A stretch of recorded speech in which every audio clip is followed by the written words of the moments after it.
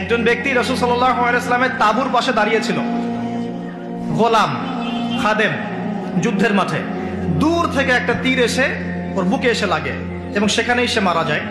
সাহাবীরা বলতে লাগলেন যে নি'মার রাজুল, কত উত্তম সেই ব্যক্তি, নবীর সাথে যুদ্ধ করলো, পাশে খেদমত করলো, শহীদ হয়ে গেল।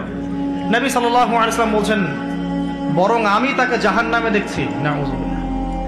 সাহাবীরা অবাক হয়ে জিজ্ঞাসা করলেন, কি কারণে ইয়া রাসূলুল্লাহ সাল্লাল্লাহু আলাইহি ওয়াসাল্লাম?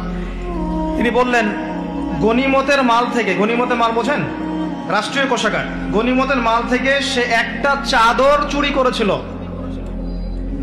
আমি কি বুঝাতে পারছি ভাই? গনিমতের মাল থেকে একটা চাদর, অনলি একটা চাদর সে সরিয়ে নিয়েছিল।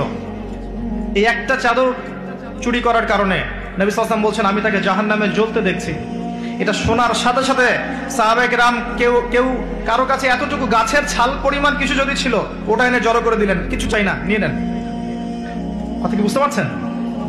এখন আমাদের অবস্থা চিন্তা করেন, আমাদের নিজের বিবেকের দিকে তাকান। আমি কাউকে উদ্দেশ্য করে কোনো কথা বলতে চাই না, শুধু এতটুকু বলবো, যে যার আয়নার সামনে দাঁড়ান, যে যার বিবেকের আয়নার সামনে দাঁড়ান, কোরআন সুন্নাহর আলোকে আয়না আপনাকে বলে দিবে যে আপনার চেহারা কতটুকু স্বচ্ছ, কতটুকু অস্বচ্ছ।